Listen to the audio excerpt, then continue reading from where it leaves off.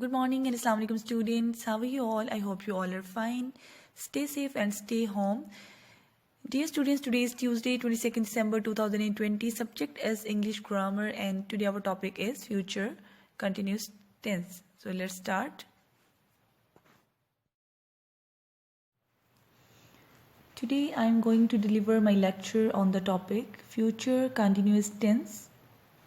So as you know that we have already done present continuous tense and past continuous tense, and today we are doing future continuous tense. So I think you know the meaning of continuous tense. Okay, so in continuous tense, as you know, we use the first form of verb, and with the first form of verb we use ing. Okay, or you can say that in all continuous tenses we will use with the first form of verb ing. Okay, with the first form of verb, for example, if we write play, so this is the first form of verb, so with play we will add ing. Okay, so now let's move to the future continuous tense. Let's see what is the identification of this tense. Future continuous tense is used to express an ongoing or continued action which will occur at some time in the future. It expresses future actions having an ongoing nature that is expected to start in future. This tense is also called future progressive tense. Okay, students? Now let's see what is the structure of positive sentence. How we will make the positive sentence. So this is the formula, or you can say the structure of positive sentence. How you will make the positive sentence. First of all, we will write the subject. Okay, and you know what is the subject, like he, she, it, I, we, they, you, and any person's name, and the name of any boy, the name of any girl, animal, okay, etc. So after writing the subject, we will start from the subject and then we will add will be or shall be. We will choose will be or shall be according to the subject. Okay, plus first form of verb plus ing. It means with the first form of verb we will add ing. Okay, and then object. Subject, will be and shall be mean auxiliary verb plus main verb plus object. Okay, this is a formula of positive sentence. Okay, students, now let's see the examples. Okay, example number 1. She will be feeling good tomorrow. Student, why we choose will be? Okay, beta, when the sentence will start with he, she, it, they, and you, okay, we will write will be. But with I and we use shall be. Okay, so she will be feeling good. She, first of all we write the subject, and then from will be and shall be we will choose according to the subject. So with she we will use will be, and then with the first form of verb we will add ing. We will use the main verb feeling good tomorrow. Okay, the next example number 2. He, again we write the subject. You can also write the name of any person here. So he will be coming here. You can see here, come is the first form of verb and we add ing, it became coming. Okay, it becomes coming. Okay, the next, number 3, I shall be. Okay, with I, as I told you that with I and we will use shall be. So I shall be, okay, and then main verb will be writing.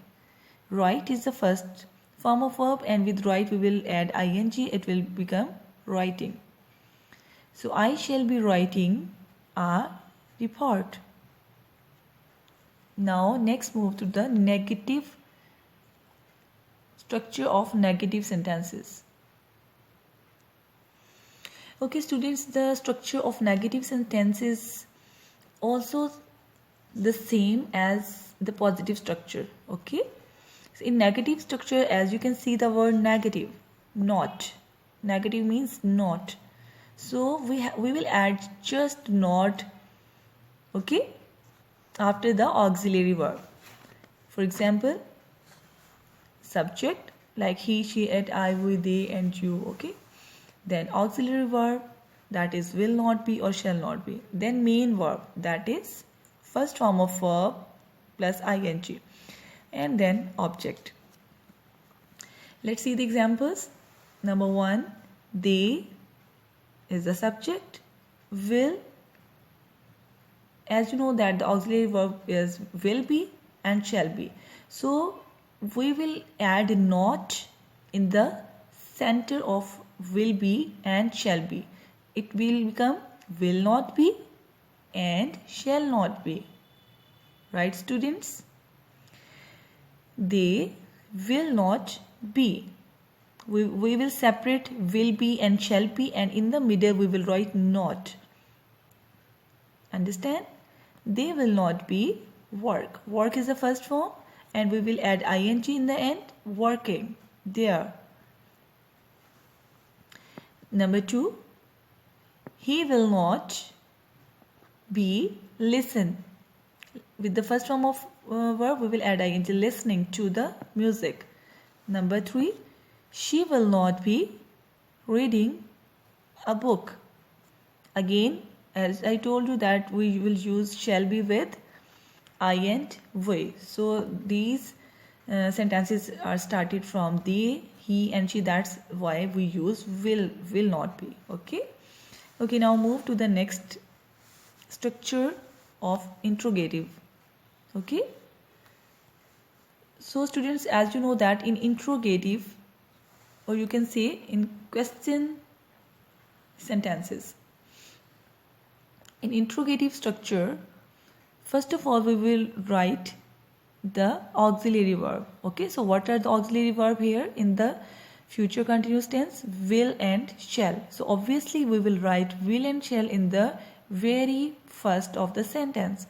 Then we will write the subject and then be plus first form of verb plus ing, and you can say present participle also. Okay, first form of verb plus ing, it means that present participle, okay, plus object. So let's see the examples. Number 1, will he be taking his exams? Will the boys be eating their meals? And shall I be writing a letter? You can see that we started with the auxiliary verb and we ended with the question mark. That is very important. Okay students, first we write the verb because we are writing he, and the subject is he over here, so that's why we will choose the auxiliary verb will. Okay, as you know that with he, she, it, they and you we will write will. Okay, so will he be, will and be, in the center of will and be the subject, we will write the subject. Will he be. Take is the first form of verb and we will add ing, taking his exams, and in the end question mark. Okay, don't forget it. The next one is will the boys be eating. As you know, again, will auxiliary verb, the boys subject, be, then be, and eat is the first form, and you can say the present participle, eating. Ing form is also called present participle. So eat with the eat is the first form of verb, and we will add ing, eating their meals, and in the end question mark. And shall I, because the subject is I, so we will start from the shall. Shall I be? After the subject we will write be. Shall I be writing a letter?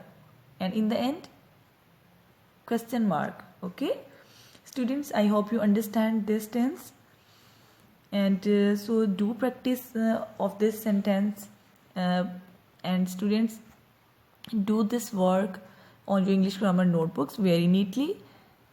And if you feel any problem related to this tense, you can ask me in the comment box. Okay, take care. Allah Hafiz.